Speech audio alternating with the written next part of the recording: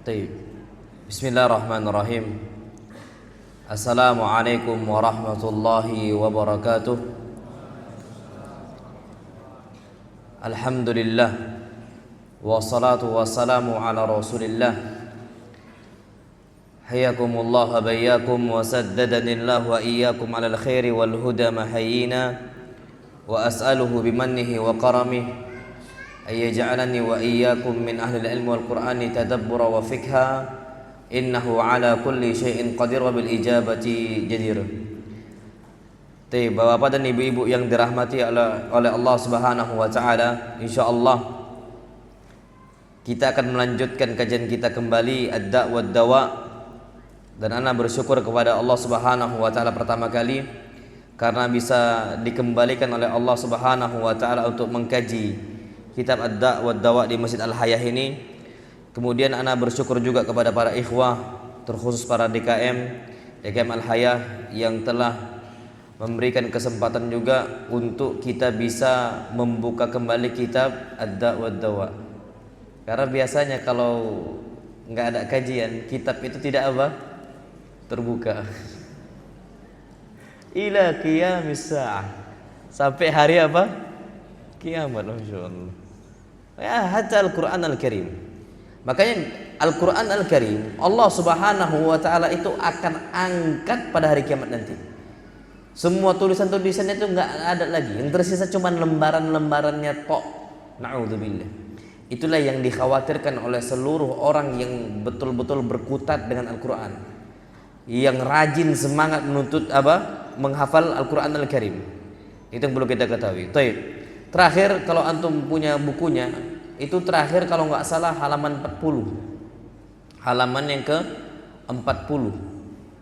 Ana sudah membahas tentang masalah sebab-sebab agar kita bahagia, dan kita masuk awal-awal tentang sebab-sebab seseorang itu bisa merasakan sengsara, yakni dengan melakukan maksiat dan dosa kepada Allah Subhanahu wa taala. Kita masuk perkara yang kedua di sini, halaman 40. Coba antum perhatikan. Perkara yang kedua, kata Imam Ibnu Qayyim rahimahullah, kita harus mewaspadai tipu daya jiwa kita tentang masalah sebab-sebab yang bisa membinasakan kita. Kita tahu nih, maksiat itu membinasakan kita. Tapi tipu daya yang namanya jiwa kita tuh na'udzubillah, itu bisa membuat makar. Akhirnya kita terperdaya terus melakukan maksiat. Kita sadar itu akan binasa, tapi kenapa masih dikerjakan? Karena yang namanya hawa nafsu itu ada tipu daya. Dan kita perlu tahu yang namanya tipu daya hawa nafsu itu lebih besar daripada tipu daya syaitan. Hawa nafsu besar sekali. Anda ambil contoh saja. Di bulan Ramadan, setan dibelenggu tidak? Dibelenggu. Kenapa masih ada maksiat? Karena masih ada hawa nafsu. Hawa nafsu kita nggak dipenjara oleh Allah Subhanahu wa taala. Masih terjadi perzinaan, masih terjadi minum khamar. Bahkan yang kemarin viral bulan Ramadan, bapak-bapak pun bisa mokel dia siang-siang. Mokel itu apa? Buka puasa. Siang-siang bisa dia itu makan diem-diem. Dan itu kondisi ketika seseorang memiliki hawa nafsu, ada tipu dayanya. Padahal syaitan sudah dibelenggu oleh Allah Subhanahu wa taala. Kalau tipu daya syaitan, inna kaida syaitani kana dha'ifa. Tipu daya syaitan itu tipu daya yang apa? Dhaif. Apa dhaif? Lemah. Nah, jadi hati-hati kita waspada terhadap tipu daya tentang masalah ini. Hati-hati betul. Kata beliau, sesungguhnya seorang hamba itu tahu betul bahwa saya maksiat kepada Allah Subhanahu wa taala, dan lalai dari ketaatan kepada Allah Subhanahu wa taala adalah sebab-sebab yang pasti akan merugikan kita di dunia dan akhirat. Itu semua kita sadar. Maksiat pasti rugi. Maksiat pasti apa? Binasa. Maksiat bisa jadi nanti ujungnya bencana. Imma bencana untuk diri kita, bala, ataupun untuk seluruh masyarakat besar. Kita sadar itu. Tapi kenapa terus dikerjakan? Karena jiwanya nipu dia. Dengan cara apa? Disebutkan oleh beliau di sini, bersandar pada ampunan dan maghfirah Allah. Enggak apa-apa maksiat, tenang. Innallaha ghafurun rahim. Allah Maha Pengampun lagi Maha apa? Penyayang. Nanti akan Anda sebutkan bantahannya. Kemudian yang kedua apa? Menunda-nunda taubat. Ini tipu daya syaitan, yang tipu daya hawa nafsu juga. Enggak apa-apa maksiat, nanti kita juga bisa taubat kok, kata dia. Jadi beristighfar tanpa taubat. Istighfarnya itu cuman dengan lisan. Habis maksiat cuman mengatakan astaghfirullah. Tapi masih dikerjakan maksiat lagi. Kalau nggak apa-apa istighfar doang cukup, kata dia. Tapi dia nggak tinggalkan apa? Dosa-dosa tadi. Syarat taubat nggak dia kerjakan. Nanti kan Anda bahas juga secara lengkap insyaallah. Terus ada orang-orang juga berdalih dengan ilmu yang dia punya nggak diamalkan. Itu ada orang-orang ada ilmunya tapi apa? Nggak diamalkan. Anak ini ulama insyaallah aman. Itu bahaya, na'udzubillah. Kemudian ada juga berdalih dengan takdir. Dan ini udah Anda bahas pada bulan yang lalu secara lengkap, tapi akan Anda bahas sedikit lagi nanti tentang masalah qadariyah dan juga jabariyah insyaallah. Kemudian ada yang berdalih dengan perbuatan orang-orang yang serupa, yang sejawat dengan dia. Mereka kan juga maksiat. Itu ada. Dan juga ada yang berdalih dengan mengikuti para pembesar ataupun tokoh. Apa kata Imam Ibnu Qayyim rahimahullah? Maka seseorang an yahdhara, untuk hati-hati, mughalatata nafsihi, terhadap tipu daya jiwanya, terhadap diri dia. Semisal tadi, ya'rifu annal ma'siyata wal ghafla minal asbabil mudirrah. Dia sadar betul itu adalah sebab-sebab yang membahayakan, tapi dia apa? Dia sepelekan. Maka dari itu ayyuhal ikhwatul kiram, masalah hal ini itu penting untuk kita bahas. Pertama, bersandar pada ampunan dan maghfirah Allah Subhanahu wa taala tanpa ada usaha untuk bertobat. Antum tahu maksiat yang terjadi di zaman dulu sebabnya itu. Allah Maha Pengampun, tenang, Allah akan ampunkan kita. Nanti kita jadi orang soleh. Anda nggak tahu udah Anda sampaikan belum nikah atau sudah? Sudah atau belum? Antum tahu kondisi kenapa Nabi Yusuf dijeburkan ke dalam apa? Sumur. Itu sebabnya apa? Berlandaskan atas ampunan Allah. Itu sebabnya. Apa dalilnya? Allah Subhanahu wa taala bercerita tentang ucapan salah satu saudara yang paling besar dari mereka. Wallahu alam, namanya Ruwaibil. Dia mengatakan apa? Uqtulu Yusuf. Pertama, bunuhlah siapa? Yusuf. Atau opsi kedua, awitrahuhu ardan yakhlu lakum wajhu abikum. Atau campakkan dia ke sebuah padang pasir yang jauh sekali sehingga tidak dilihat oleh bapak kalian Yakub. Wa takunu min ba'dihi qauman salihin. Habis kalian bunuh atau kalian buang si Yusuf, kita bisa jadi orang soleh setelahnya karena Allah Maha Pengampun. Cuma hal ini terjadi pada saudara-saudara apa? Yusuf. Siapa kita? Anak Nabi bisa apa? Berlandaskan dengan hal tersebut. Ujung-ujungnya binasalah mereka. Kenapa binasa? Hidup mereka susah. Adapun Yusuf, justru Yusuf ditinggalkan oleh Allah Subhanahu wa taala dan bahkan diangkat di atas panggung Nabi Yusuf alaihi salam. Apa sebabnya? Kalaulah mereka tidak berbuat atau membuang Yusuf alaihi salam, enggak kan mereka itu terjebur dalam apa? Kebinasaan, binasa. Hidup mereka susah, banyak cobaan, banyak ujian dari Allah Subhanahu wa taala. Jadi alasan hal-hal seperti itu enggak dibenarkan. Makanya kalau seandainya kita berlandaskan bahwa Allah Maha Pengampun lagi Maha Penyayang, apa kata Ibn Abbas? Ayat itu tidak dipakai untuk orang-orang yang terus berbuat dosa. Enggak berlaku. Kenapa? Beliau mengatakan la kabirata ma'al israr. kalau seandainya kita nggak terus berbuat dosa, niscaya nggak akan ada dosa besar. Tapi ketika dia berbuat dosa, berlandaskan Allah Maha Pengampun, yang awalnya kecil jadi apa? Besar. Makanya disebutkan fa innal jibala minal hasa. Yang namanya gunung itu terbuat dari apa? Kerikil-kerikil kecil. Itu alasan seseorang. Dan Al-Hasan Al-Basri juga mengatakan seorang mukmin yang betul-betul merasa bersalah di hadapan Allah SWT, dia pasti akan tinggalkan dosa-dosa dia dan nggak dilanjutkan, tidak akan dilanjutkan. Dan disebutkan oleh Al-Imam Al-Qayyim rahimahullah, bukan di kitab ini ya, di kitab Al-Jawabul Kafi. Beliau mengatakan orang-orang yang berlandaskan bahwasanya Allah Maha Pengampun jadi halal bagi kita untuk berbuat dosa, apa kata beliau? Fahadzal abd, maka hamba yang tersebut al-muta'alliq bi rahmatihi, yang hanya berlandaskan dengan rahmat Allah Subhanahu wa taala, huwa mughtarrun makhdu', hakikatnya dia adalah orang yang tertipu oleh siapa? Hawa nafsu. Jadi nggak bisa dibenarkan oleh Allah Subhanahu wa taala. Wallahu taala alam. Baik, kemudian alasan yang kedua, dia terus berbuat maksiat. Dia sadar maksiat itu membinasakan dia. Dengan alasan apa? Nunda-nunda taubat. Jadi hanya beristighfar dengan apa? Lisan.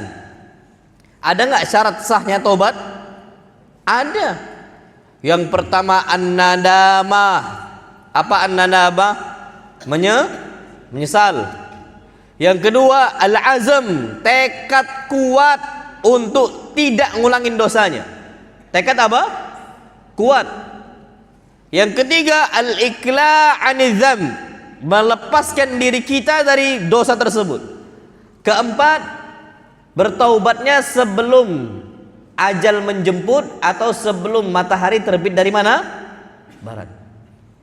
Kalau ditunda-tunda, maka apa? Syarat sahnya taubat dia nggak dia kerjakan. Hakikatnya ini yang kita katakan taubat apa namanya? Sambal. Kalau kita diperintahkan oleh Allah SWT taubat dengan taubat apa? Nasuha. Allah Subhanahu wa taala memanggil kita semua, tubu ilallahi taubatan nasuha. Taubatlah kalian dengan taubat yang nasuh. 4 syaratnya tadi. Tapi kapan ditunda taubat, masih kerjakan maksiat, maka taubat seperti itu enggak diterima oleh Allah Subhanahu wa taala. Perhatikan apa kata Imam An-Nawawi rahimahullah. At-taubatu wajibun min kulli dzamb. Taubat hukumnya wajib. Hukumnya apa? Wajib. Taubatnya loh ya, bukan cuman ngomong tok. Berarti ada 4 apa tadi? Syarat. Ini 4 ini hukumnya wajib dikerjakan. Min kulli dzambin, dari setiap apa? Dosa. Fa in kanatil ma'siyatu bainal 'abdi wa bainallah. Kalau seandainya dosanya itu, maksiatnya itu urusannya antara dia dengan Allah Subhanahu wa taala, la tata'allaq bihaqqi adamiyyin, tidak berkaitan dengan hak seorang hamba, tentang kehormatan seorang hamba, harta seorang hamba dan sebagainya, atau darah seorang hamba, enggak berkaitan dengan manusia yang lain. Maka apa? Falaha thalathatu syurut. Maka kata beliau di sini, beliau katakan ada 3 apa? Syarat. Ini kata Imam Nawawi dalam kitab beliau Syarah Sahih Muslim. Yang pertama al-iqla' anil maksiyah. Tinggalkan, lepaskan diri kita dari apa? Maksiat. Yang kedua apa? An yandam ala fi'liha. Dia menyesal atas perbuatannya. Ana mau nanya sekarang, Pak, kalau orang yang maksiat lagi, apakah sudah melepaskan diri dia dari maksiat? Jawabannya apa? Belum lah. Al-iqla', antum tahu iqla', antum tahu paku. Paku itu disebutkan kalau kita lepaskan dia, akla'tu. Aku udah lepaskan. Enggak lagi nancap di situ. Itu namanya al-iqla'. Kita lepaskan. Jadi enggak masuk lagi paku di situ. Itu betul-betul iqla'. Tapi kalau masih ada di situ jiwa kita di maksiat itu, berarti apa? Belum dia kerjakan. Kedua kata beliau menyesal. Ana yakin, seyakin-yakinnya orang kapan maksiat dia ngomong astagfirullah tapi maksiat lagi, nggak ada penyesalan. Tidak ada apa? Penyesalan. Kalau dia menyesal, dia nangis, itu mungkin pun kalau terjadi lagi, itu mungkin dengan waktu yang cukup panjang. Tapi kalau besok maksiat lagi dengan maksiat yang sama, aduh. Kalau dibilang menyesal kayaknya sulit sekali dikatakan dia sudah apa? Menyesal. Wa tsalits, kata beliau yang ketiga, an ya'zim alla ya'uda ilaiha abadan. Dia tekad untuk tidak mengulangi, tekad tidak mengulanginya abadan, selama-lamanya. Nah, kalau orang sudah seperti itu, yang keempat beliau nggak sebutkan, aslinya ada lagi yang keempat, sebelum ajal apa? Menjemput atau matahari terbit dari mana? Barat. Itu beliau belum sebut. Tapi wa illa aslinya ngulur waktu taubat sampai matahari apa? Terbit dari baratnya, atau sampai ajal dia apa? Menjemputnya, itu nggak diterima taubatnya. Wallahi nggak diterima. Antum yakin taubat antum bisa bertaubat sampai di ujung ajal antum? Ini terjadi sama orang yang paling zalim di atas muka bumi. Siapa? Taubat nih, tapi nggak diterima. Taubatnya siapa? Firaun. Firaun antum kira nggak berusaha taubat dia. Tapi apa kata Allah Subhanahu wa taala? Allah sebutkan dalam Al-Qur'an Al-Karim surat An-Nisa ayat ke-18. Walaisatit taubatu lilladzina ya'maluna sayyi'at. Dan taubat itu tidak berlaku untuk orang-orang berbuat maksiat.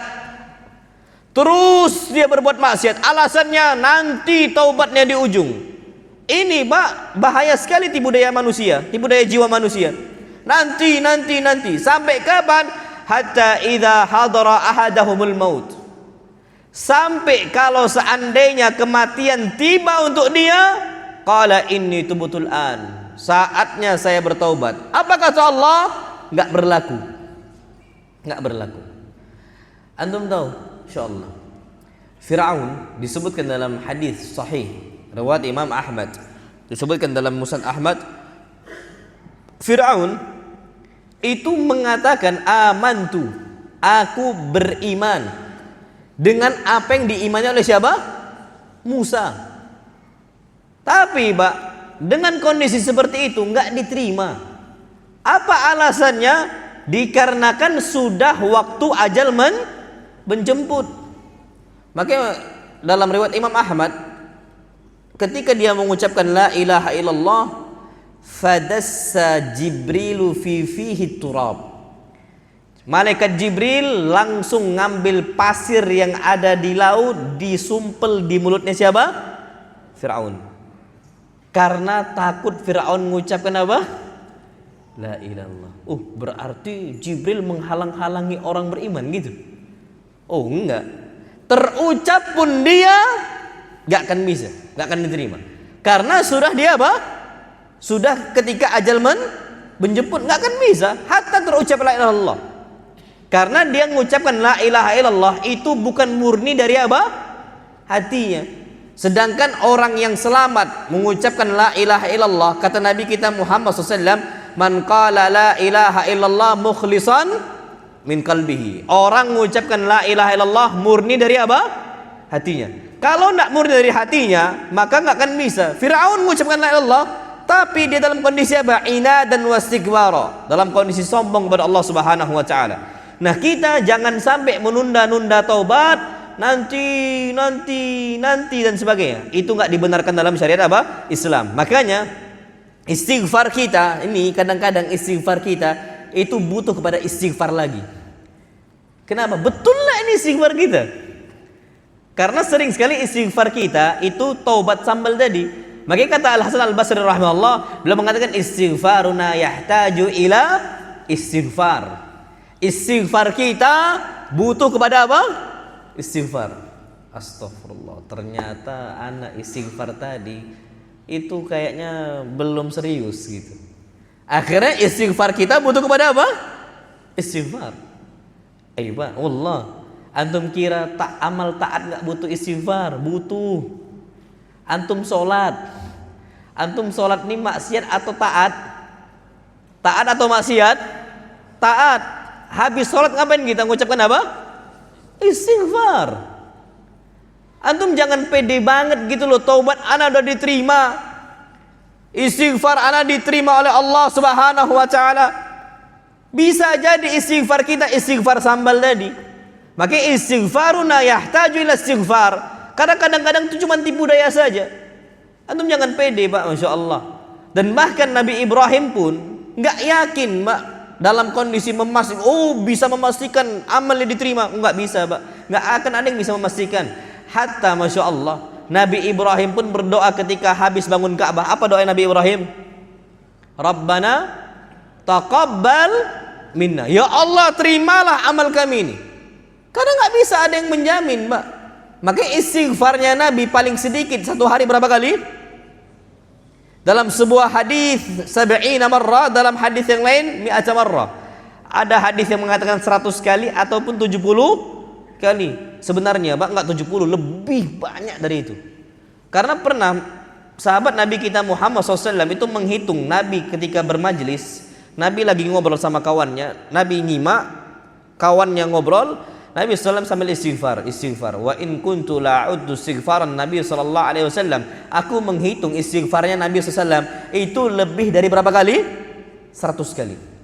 Itu kata sahabat Nabi kita Muhammad SAW. Makanya kalau seandainya kita itu betul-betul istighfar, maka la saghirata ma'al israr. Tidak ada dosa kecil kalau seandainya dia itu dilanjutkan terus. Ya mau nggak mau jadi dosa apa? Besar. Wala kabira ma'al istighfar. Dan tidak ada dosa besar ketika dia itu apa? Istighfar kepada Allah Subhanahu wa taala. Jadi ala kulli hal jangan ditunda. Nggak bisa, Pak. Ditunda, nanti. Sedangkan apa kata Nabi kita Muhammad sallallahu alaihi wasallam, innallah yaqbalu taubatal abdi ma lam yugharghir. Sesungguhnya Allah Subhanahu wa taala menerima taubatnya seorang hamba selama tidak sampai ke mana? Kerongkongan rohnya. Kerongkongan atau tenggorokan? Kerongkongan nih. Pokoknya yang buat nafas, bukan untuk makan. Yang makan apa? Yang untuk nafas kerongkongan atau tenggorokan? Iyalah, itulah pokoknya, terserah antum. Masya Allah. Ana lupa kalau nggak kerongkongan, tenggorokan. Pokoknya saluran yang untuk apa? Nafas. Saluran yang untuk nafas. Nah, wallahu alam bissawab. Dan Masya Allah disebut oleh para ulama yang lain, antum kalau tunda taubat, kita semua itu bentuk tidak jujurnya kita kepada Allah. Dimain-mainkan kita memainkan siapa? Allah SWT. Maka ini Allah katakan wa makaru wa makarallah. Mereka membuat makar kepada Allah Subhanahu wa taala. Itu makar itu. Wa yamkuruna wa yamkurullah wallahu khairul makirin. Jadi jangan sampai kita ini membuat Allah Subhanahu wa taala zat yang paling hina di mata kita. Masya Allah. Hakikatnya kalau kita punya bos, kita gitu kan, enggak apa-apa, korupsi aja gitu. Nanti tobatnya pas mau pensiun. Pas mau apa? Pensiun. Ini kalau tahu bosnya, Pak, anak yakin dipecat dari awal. Cuman dia merasa remeh kali kan. Bosnya digitukan. Berarti hakikatnya dia menghinakan siapa? Allah Subhanahu wa taala. Makanya apa kata Imam Al-Qayyim rahimahullah dalam kitab beliau yang lain? Bukan kitab Ad-Da' wa Dawa, kitab Madarijus Salikin. Beliau katakan wa amma, dan adapun orang manistaghfara bilisanihi, yang beristighfar dengan lisan dia. Istighfarnya dengan apa? Lisan dia tok gitu loh, astaghfirullah, tapi masih maksiat. Wa qalbuhu musirrun 'ala dzamb. Tapi hatinya tekad mau ngulang lagi. Jadi cuman sekedar apa ya? Sekedar jargon doang astaghfirullah itu. Cuman sekedar apa ya istilahnya? Cuman sekedar simbol aja. Habis maksiat astaghfirullah. Man istaghfara bilisanihi, orang yang istighfar dengan lisannya, wa qalbuhu musirran 'ala dzamb. Tapi aslinya hati dia tekad untuk ngulangin lagi. Fatilka istighfar al-kadzabin. Hakikatnya itu adalah taubatnya, istighfarnya orang-orang kadzabin. Orang-orang apa? Pendusta. Pendusta. Kalau dia jujur kepada Allah Subhanahu wa kunu ma'as shadiqin. Jadilah orang-orang jujur kepada Allah, as-sidqu ma'allah. Jujur kita kepada Allah Subhanahu wa taala, enggak kan kita ada tekad untuk ke sana. Betul-betul taubat. Ana punya santri. Kalau ada santri semisal naudzubillah ketahuan mencuri, kita kan akan tanyakan, mau ngulangin lagi atau enggak? Enggak Ustaz. Besoknya ngulangin lagi, udah skor langsung. Kan kayak gitu kan? Berarti kita bisa simpulkan dia ini cuman apa? Main-main tok gitu loh. Cuman main-main. Nah, itu kita. Anak kita juga sama. Nak, ngulangin lagi enggak? Enggak, Abi. Ternyata diulangin lagi. Kita kan mengatakan, "Nak, kenapa main-main di sini?" Kan gitu. Nah, kita disebutkan oleh Imam Al-Qayyim rahimahullah, "Fadzaka istighfarul kadzabin." Itu adalah istighfarnya orang-orang apa? Pendusta. Kalau udah dicap oleh Allah Subhanahu wa taala pendusta, udah habis. Sulit sekali. Kemudian yang ketiga yang disebutkan oleh Imam Al-Qayyim rahimahullah, enggak apa-apa maksiat, enggak apa-apa maksiat. Apa alasan yang ketiga? Dengan cara kita ngamalkan yang sunnah itu menghapuskan dosa kita. Nggak apa-apa, cukup maksiat, nanti habis itu kita berbuat apa? Berbuat amal sunnah. Ini yang anak katakan tadi, saudara saya Yusuf, nanti kita baru beramal apa? Saleh. Pak, Masya Allah, na'udzubillah, ucapan-ucapan ini banyak dikerjakan. Antum tahu, dan bahkan ana dengar kemarin dari Ustadz Ammi ketika beliau ngisi kajian di tempat kami, ada orang berhujjah, nggak apa-apa kita korupsi. Kalau orang korupsi, kesalahannya itu dihitung di sisi Allah berapa kali? Sekali. Ya kan? Kita seandainya korupsi 1 juta nggak apa-apa, korupsi 1 juta. Habis itu kita sedekah 100.000. Karena kebaikan dilipat gandakan berapa? 10 kali. Jadi dia korupsi 1 juta. Ini beliau ceritakan, ada orang kayak gitu ngomong. Jadi 1 juta dia korupsi, dia sedekahkan 100.000. Kalau kesalahan seorang hamba itu di sisi Allah SWT 1, ya cuman dikali berapa? 1. Tapi kalau pahala di sisi Allah Subhanahu wa taala, wal hasanatu bi asyri amsalihha, 1 pahala dilipat dengan berapa? 10. Ya sudah, nggak apa-apa, kita sedekahkan 100.000 kalikan 10. Impas nggak? Impas. Kita menang 900.000 katanya. Musibah nggak itu? Ini dia. Saya maksiat nggak apa-apa, yang penting rajin sholat duha. Insyaallah. Saya maksiat nggak apa-apa, rajin tahajudnya, rajin puasa sunnahnya. Ini kan bisa menghapus dosa. Nggak apa-apa korupsi besar-besaran, yang penting menghajikan satu keluarga. Ada? Ada. Mereka-mereka yang seperti ini, na'udzubillah, ini bermasalah. Makanya ana sering sampaikan, makanya antum tahu dulu sebelum ini problematika tentang masalah son horek. Bukan horek ya asli rupanya, horek. Horek itu bahasa Jawa tuh maksudnya kacau.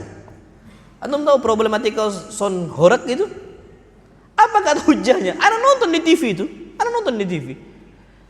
Kalau seandainya MUI mengharamkan son horek, gimana kondisinya keluarga mereka? Kan bisa lumayan untuk menafkahi keluarga hasil dari son horek. Kan bisa untuk kita itu ngasih anak yatim miskin dan sebagainya. Ini hujah yang sama. Nggak apa-apa kita ngerusak, ganggu orang, habis itu kita apa? Kasih mereka. Nggak apa-apa maksiat, yang penting kita kasih kok. Masalah nggak yang sama? Masalah yang sama. Inilah ada muncul akhirnya kaidah. Dan ini kaidah ini bisa antum hafal.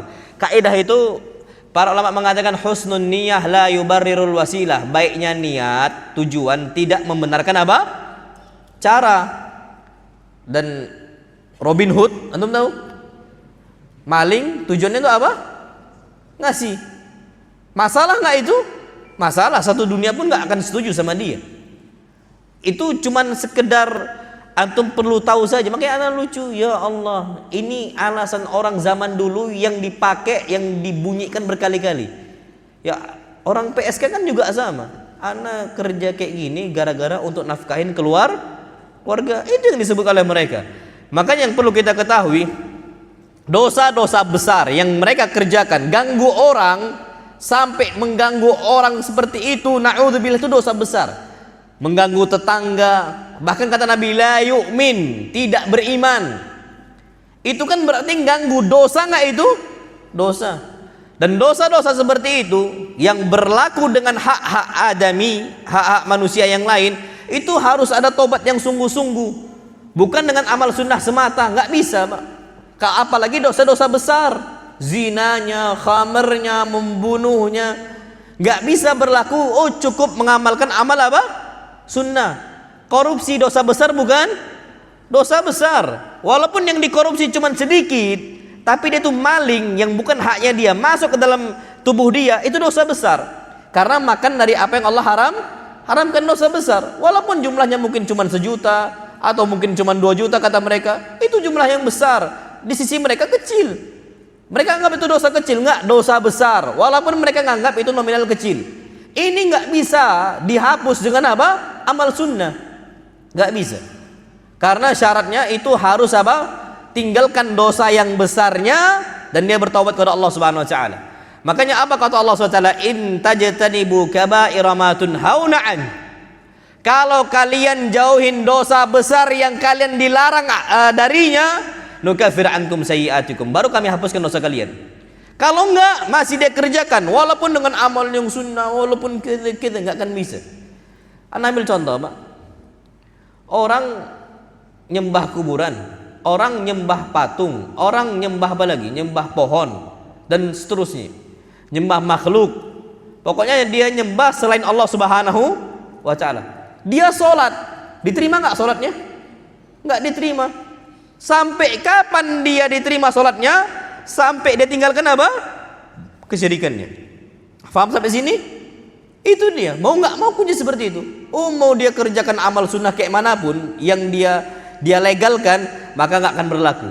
Jadi secara jelas kita harus sadar bahwasanya yang namanya amal sunnah, apalagi yang hukumnya cuma sunnah, itu tidak serta-merta bisa menghapuskan dosa-dosa besar yang dikerjakan oleh seorang hamba. Adapun Masya Allah, ada satu hadis Masya Allah, Nabi kita Muhammad SAW mengatakan as-salawatul khams, salat 5 waktu, wal jum'ati ilal jum'ah, dan Jumat satu ke Jumat berikutnya, wa Ramadan ila Ramadan, dan satu Ramadan ke Ramadan berikutnya, mukaffirat, maka terdapat penghapus apa? Dosa. Tapi ada syaratnya. Apa syaratnya? Jika dosa besar dijauhi. Itu betul. Dia cuman bisa menghapus dosa apa? Kecil. Pak, tapi dosa kecil ini, dosa kecil, kita jangan menganggap oh ini dosa kecil, oh ini dosa kecil, oh ini dosa kecil, oh ini dosa kecil. Lah, banyak dosa besar yang kita kerjakan dalam kondisi kita tidak apa? Sadar. Zalimin tetangga, dosa kecil atau dosa besar? Besar, apalagi sampai ganggu tetangga itu la yu'min, enggak beriman. Kalau kata Imam Ahmad wa nafyul iman, kalau ada teks hadis peniadaan iman, berarti kategori dosa itu dosa apa? Besar. Berapa banyak tetangga yang telah kita zalimin?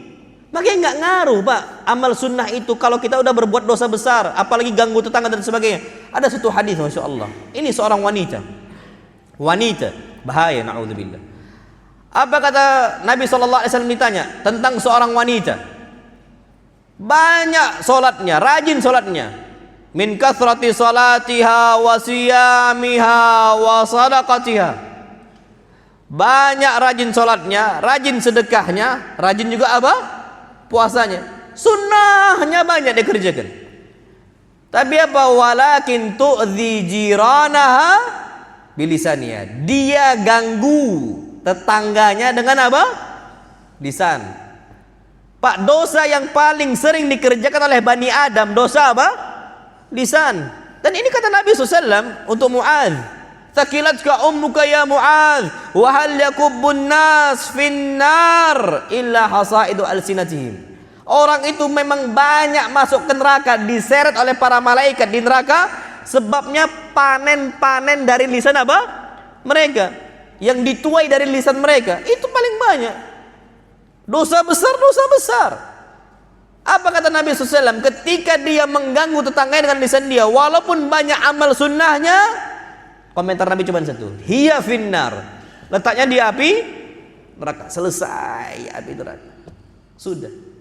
Makanya lebih mending nggak ada dosa, walaupun amal sunnahnya apa sedikit. Akan ada Arab Badui kan? Arab Badui datang ke Nabi SAW, ya Rasulullah, inna syara'i al-Islam kathrat alaihi. Ini syariat Islam ini udah mumet banyak banget gitu loh. Ini Arab Badui ini, antum tahu Pak? Para sahabat itu, kapan Arab Badui datang, mereka bersyukur. Kenapa? Karena Arab Badui ini itu blak-blakan. Kalau nanya itu nggak mikir lagi. Nah, para sahabat tuh nunggu fatwa Nabi. Karena kalau orang ini kan nanya itu, ya mau nggak mau harus ada batasannya kan gitu. Tapi kalau orang Arab Badui ini, mereka itu, antum tahu Arab Badui kan? Badui itu pelosoknya pelosok. Apa kalau di kita? Hah? Oh iya, pokoknya pelosoknya pelosok gitu. Itu biasanya adabnya nggak ada. Makanya mereka itu para sahabat kalau Arab Badui datang itu bersyukur kadang-kadang walaupun akhlaknya nggak ada. Itu disebutkan oleh mereka. Tapi datang, ya Rasulullah, inna syara'i al-Islam kathur alai. Ini syariat Islam udah banyak untuk saya. Bagaimana kalau saya hanya mengerjakan yang wajib-wajib saja, yang sunnahnya enggak?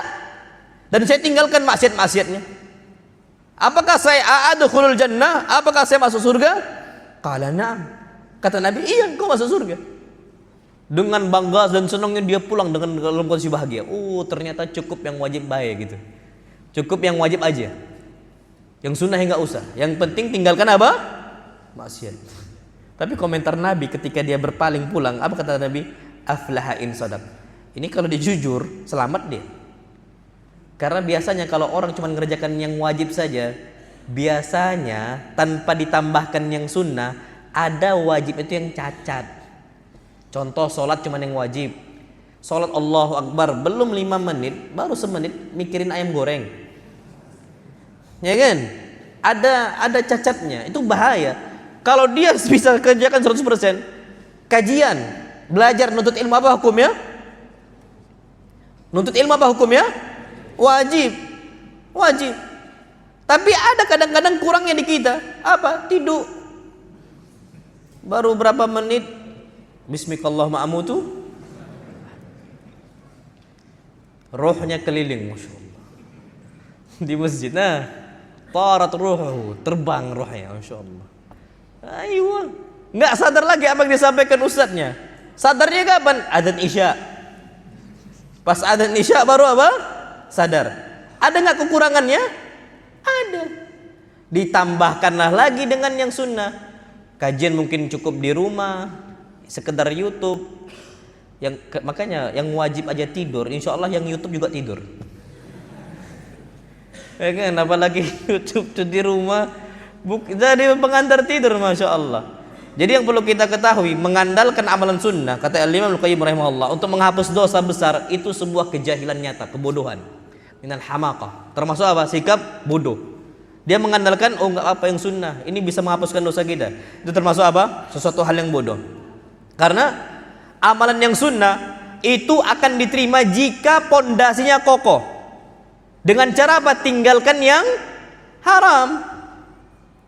Orang ngambil harta yang haram untuk sedekah, sah nggak? Sah nggak sedekahnya? Nggak sah. Antum punya harta riba. Oh Ustadz, ini harta riba, ana mau ngasih untuk pondok antum bangun WC, mudah-mudahan ana berpahala. Nggak berpahala. Wallahi nggak berpahala. Tapi antum tidak berdosa. Antum hati-hati, Pak. Antum jangan kira antum harta riba antum sedekahkan, itu bukan sedekah namanya. Antum mengeluarkan harta yang apa? Haram. Hitungannya bukan apa? Sedekah. Semua para ulama sepakat nggak dihitung sedekah. Itu antum harus perhatikan. Kenapa? Karena yang antum ambil dari harta yang apa? Haram. Antum tuh cuman ingin tazkiyah nafas, mensucikan diri kita dari harta yang apa? Haram antum keluarkan. Kenapa hadisnya innallaha thayyibun la yaqbalu illa thayyibah. Allah tuh maha baik dan Allah nggak akan menerima kecuali dari yang baik. Nah, riba tadi yang antum dapatkan nih dari bank ribawinya, tabungan antum semisal besar, dapat nih sekian juta semisal. Antum kasih untuk bangun apa? WC atau bangun jalan dan sebagainya. Itu nggak dihitung pahala sama sekali. Enggak. Tapi cuman sekedar dihitung antum tidak berdosa. Karena kenapa?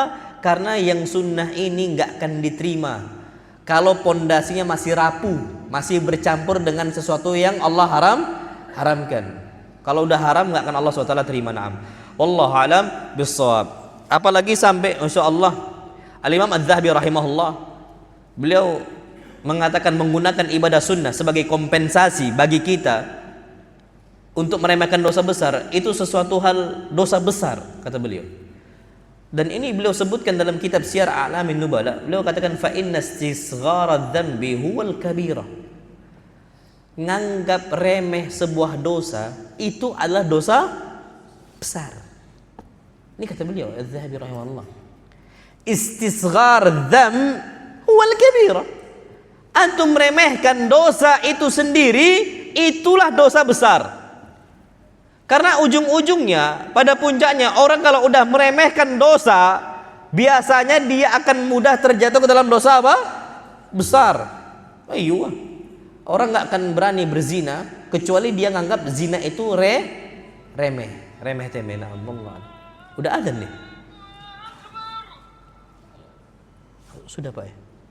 Baik, kita azan isya dulu, nanti ba'dal azan kita lanjutkan. Nanti kita yang hujah yang keempat, alasan yang keempat, berdalih atau beralasan dengan ilmu. Ana ulama. Akhirnya dia legalkan diri itu bermaksiat, insyaallah Anda sampaikan pada habis 6. Wallahu a'lam bishawab. Sallallahu alaihi Muhammad subhanakallahumma bihamdika asyhadu an la ilaha illa anta astaghfiruka wa atubu ilaik. Assalamualaikum warahmatullahi wabarakatuh. Bismillahirrahmanirrahim. Assalamualaikum warahmatullahi wabarakatuh. Alhamdulillah wassalatu wassalamu ala Rasulillah. Ayyuhal ikhwatul kiram, kita lanjutkan lagi kajian kita. Kata Imam Al-Qayyim rahimahullah, ada orang melegalkan maksiatnya wabil ilmi taratan. Terkadang dia berdalih dengan ilmu. Ada banyak hal orang-orang itu, iya saya tahu, saya ini ulama, saya ini alim, udah ngerti. Tapi masih ngerjakan apa? Maksiat. Ini tetap tidak bisa. Itu tipu daya datangnya dari hawa nafsu kita. Ya tapi saya pengen kerjakan aja.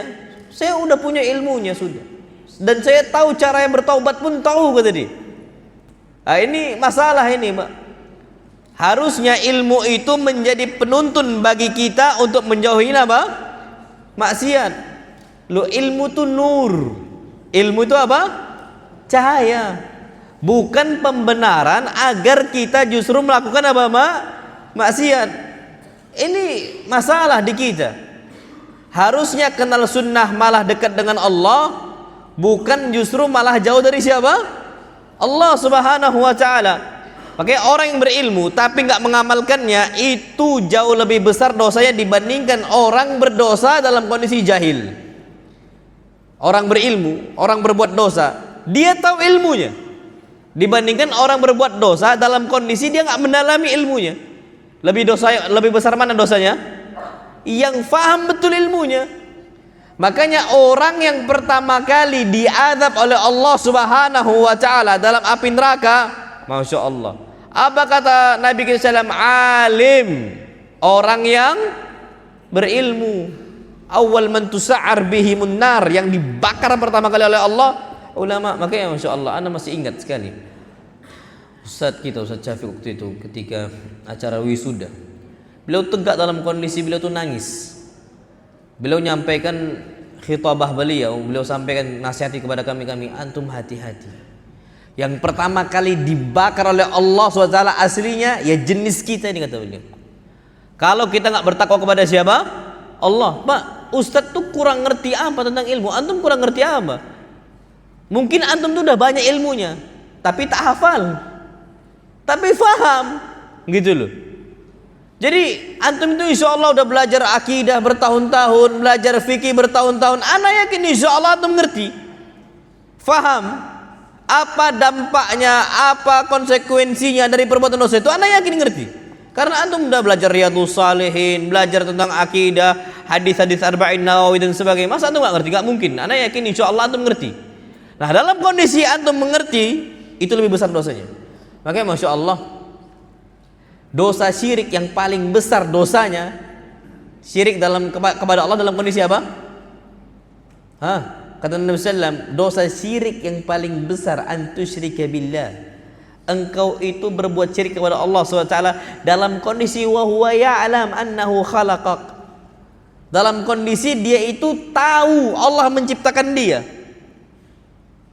Dia tuh ngerti, sadar gitu loh, Allah menciptakan dia, Allah ini menciptakan kita tujuannya liya'budun dan sebagainya, dan seterusnya.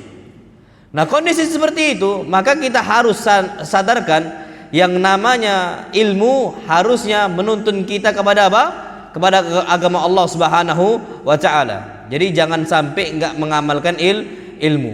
Taib, kemudian antum perlu tahu, orang-orang yang berlandaskan enggak apa-apa maksiat, ana tahu ilmu dan sebagainya, kita perlu tahu ilmu adalah hujjah, bukti bagi kita pada hari kiamat nanti.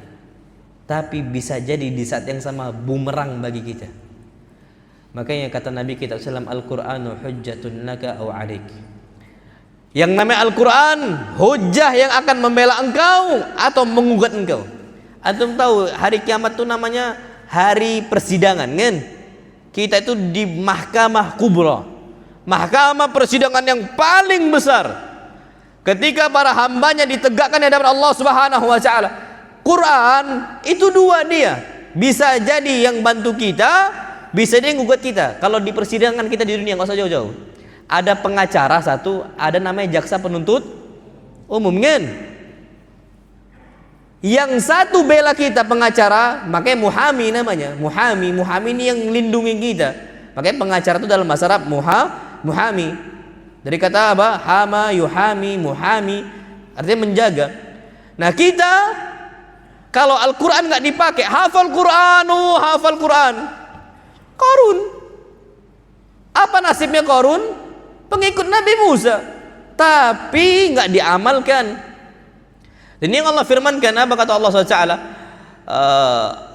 Allah Subhanahu wa taala katakan tentang orang, atainahu ayatina fansalakha minha fa'atba'ahu syaitanu fakana minal ghawin.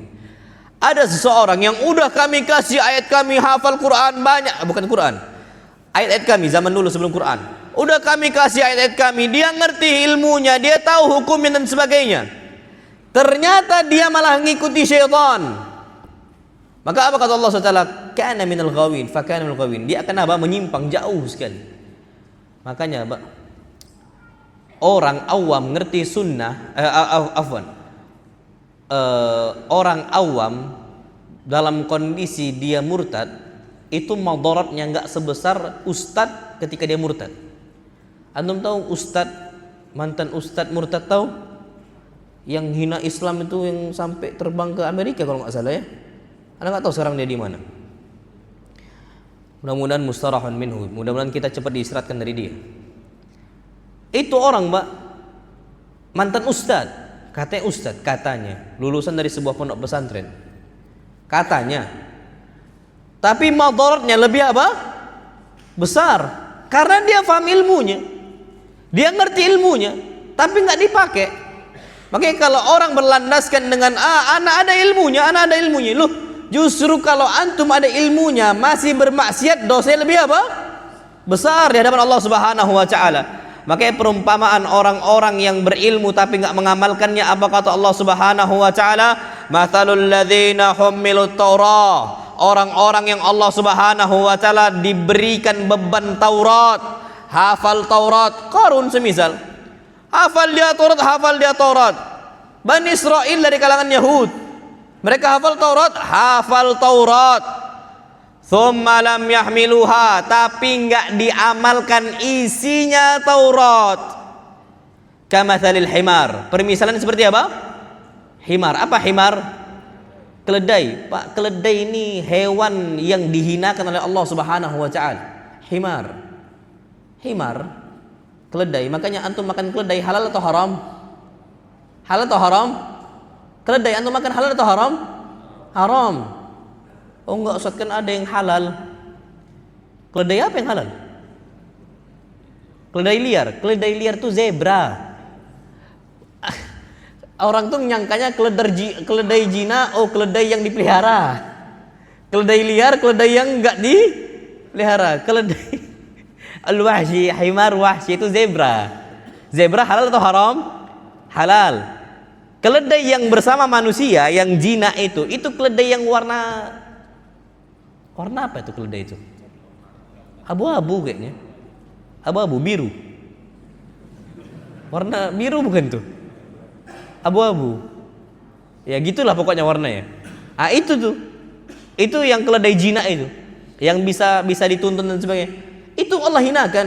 Bahkan ringkikan suara inna ankaral aswat la sautul hamir. Suara yang paling jelek suara apa? Keledai. Itu seperti bebalnya Masya Allah. Makanya keledai itu Pak, kendaraan yang paling butut di zamannya. Kenapa? Susah diatur. Coba kuda. Kuda nih Pak nggak usah pakai pecut. Antum gerakkan aja kaki antum ke perutnya. Tang, gerak dia. Coba keledai 10 kali antum ginikan pun nggak akan jalan dia. Kalau nggak ada rumput, beda sama kuda. Kuda tak tahu siapa tuannya. Keledai payahnya Masya Allah. Bebal. Itulah kita nyuruh kiri bisa kanan kayak mak-mak. Sen kiri belok apa? Kanan. Suka-suka himar. Itu himar. Yahudi itu gitu, ada ilmunya ada. Tapi bukan dia bawa dia kepada agama, justru malah menjauh dia dari apa? Agama. Ada nggak yang gitu? Belok kiri, sen kiri, belok kanan ada? Oh, mak-mak. Makanya agak payah kan ngatur mak-mak. Payah sedikit. Ana ngatur jamaah laki-laki dibandingkan ngatur jamaah wanita, lebih payah yang wanita. Mau umroh, mau kajian. Kita kajian nih, Pak. Antum insya Allah satu majelis kita nih. Di sana ada majelis sendiri. Di balik sitar itu biasanya ada majelis sendiri. Kalau kita nih kan semua sepakat kan, semua nyimak ke kita nih. Tapi kalau mereka biasanya ada majelis sendiri. Agak payah sedikit kita nasihatinnya. Oh berarti ustadznya main kami dengan himar. Oh enggak. Cuman payah sedikit iya. Tapi kalau sama enggak jauh lah, jauh. Nah, itu yang perlu kita ketahui. Tapi ada satu hadis yang bisa membatalkan sholat 3. Apa itu? Ketika dilewatin apa? Anjing. Kedua? Anjing. Nguruskan yang kedua apa?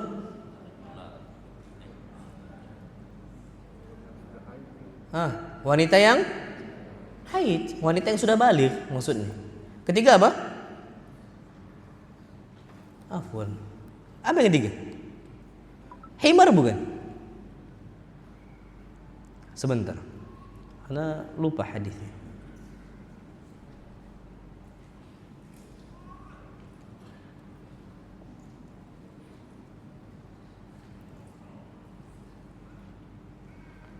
Sebentar.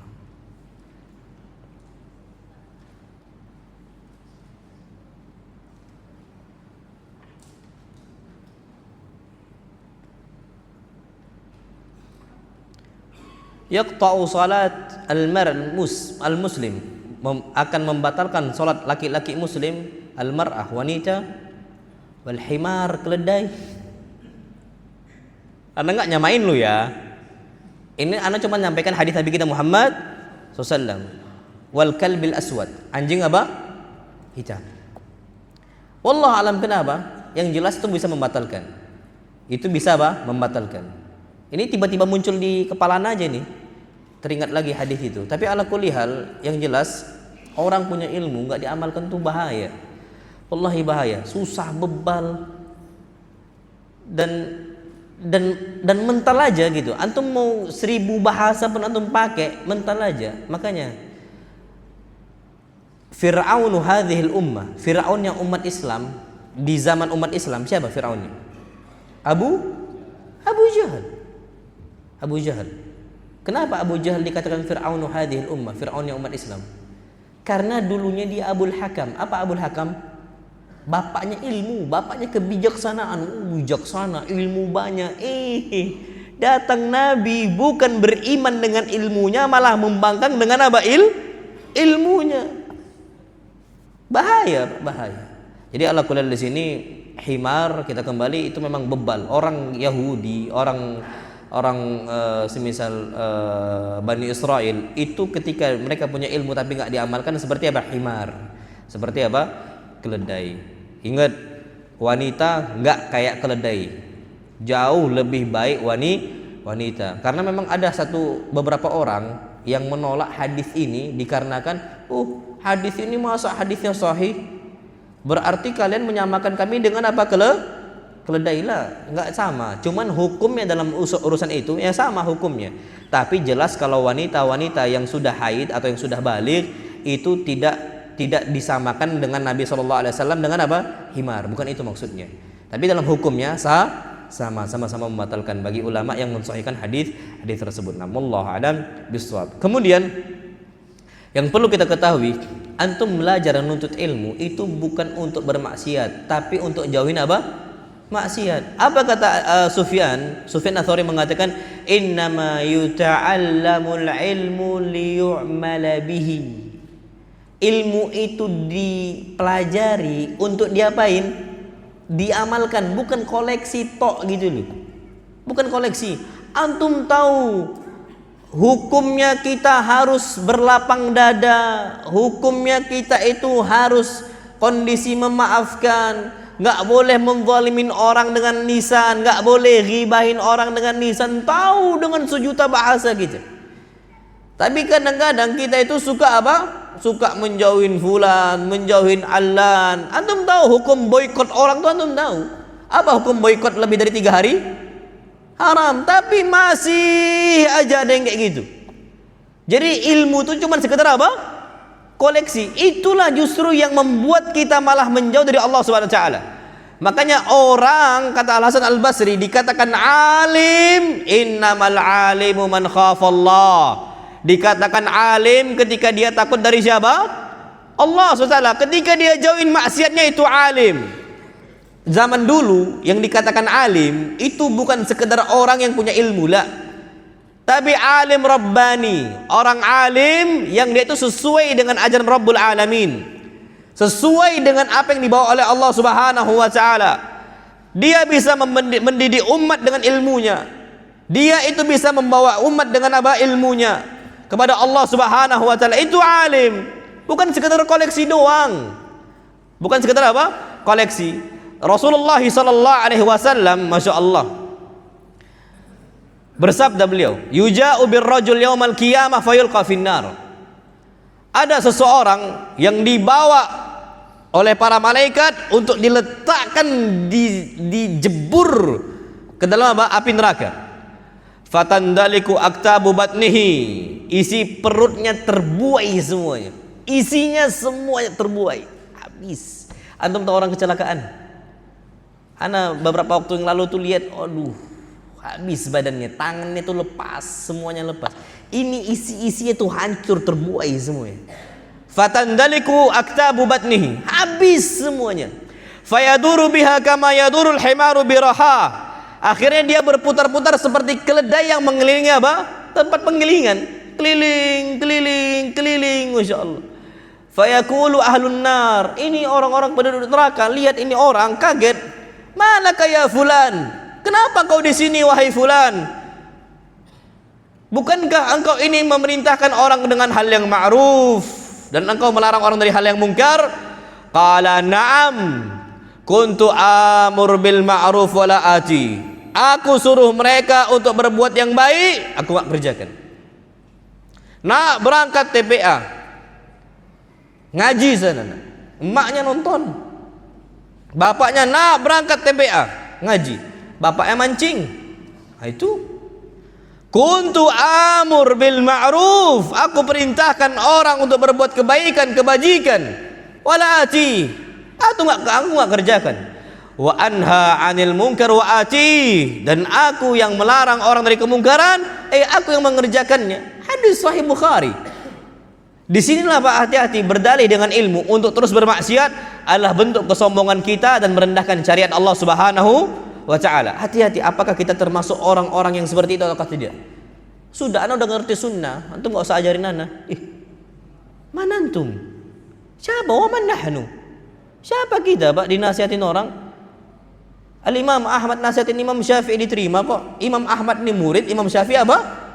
Guru. Siapa kita Pak kok kebal kali?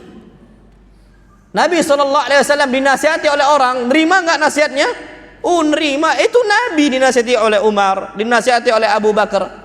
Umar radhiyallahu taala anhu pernah dinasihati oleh salah seorang wanita yang duduk di pinggir jalan.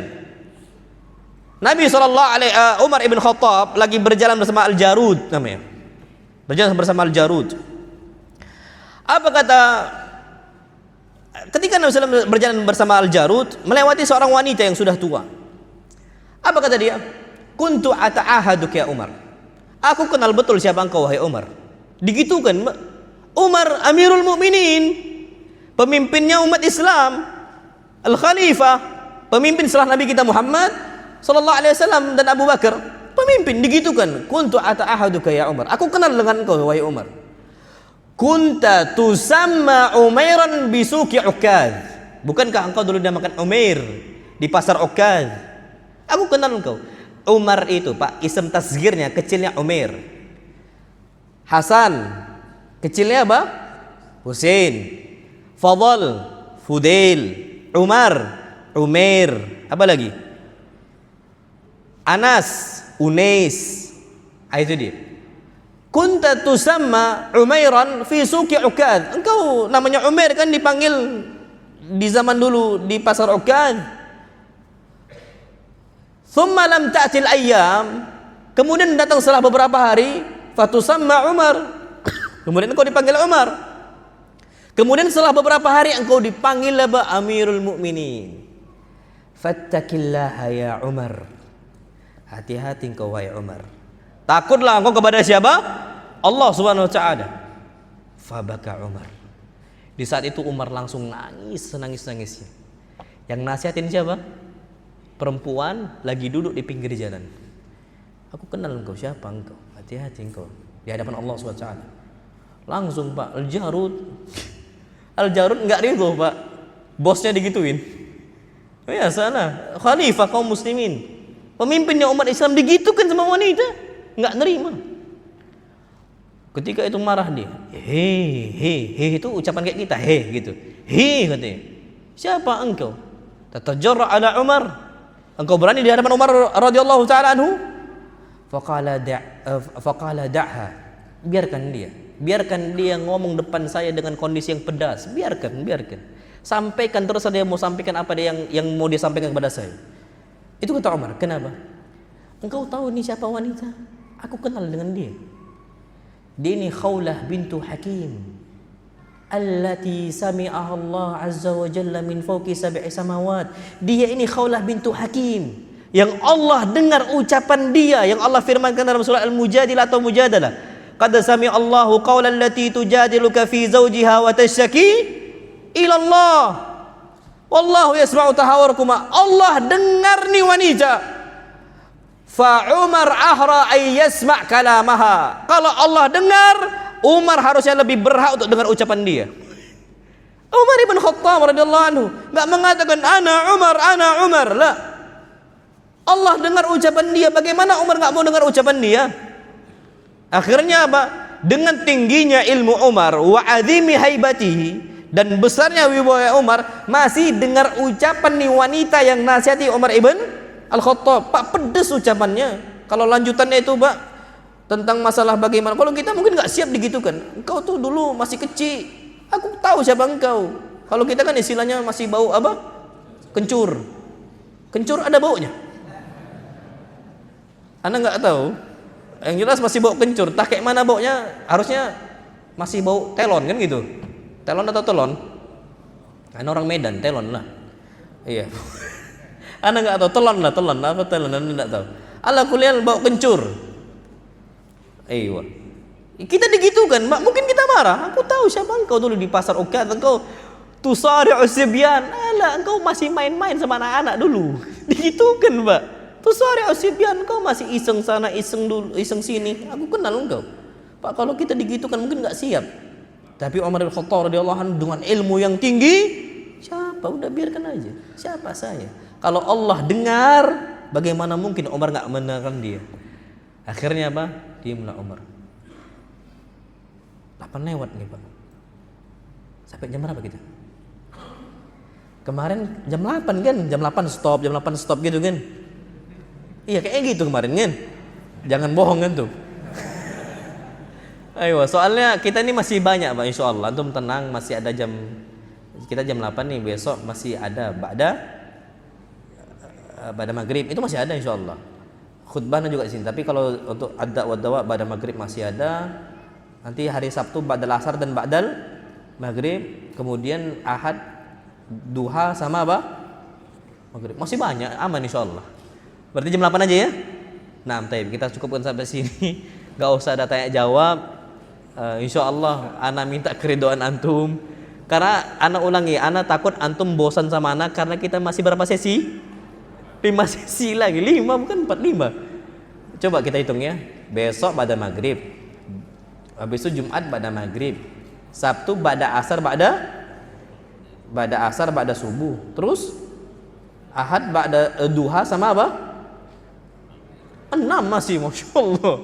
Ya udahlah Pak, jam 8 aja. Mudah-mudahan antum nggak bosan sama ana tutup sampai sini. Wassallallahu nabiyana Muhammad. Kalau ada pertanyaan Pak, kalau bisa antum kumpulkan aja sama panitia.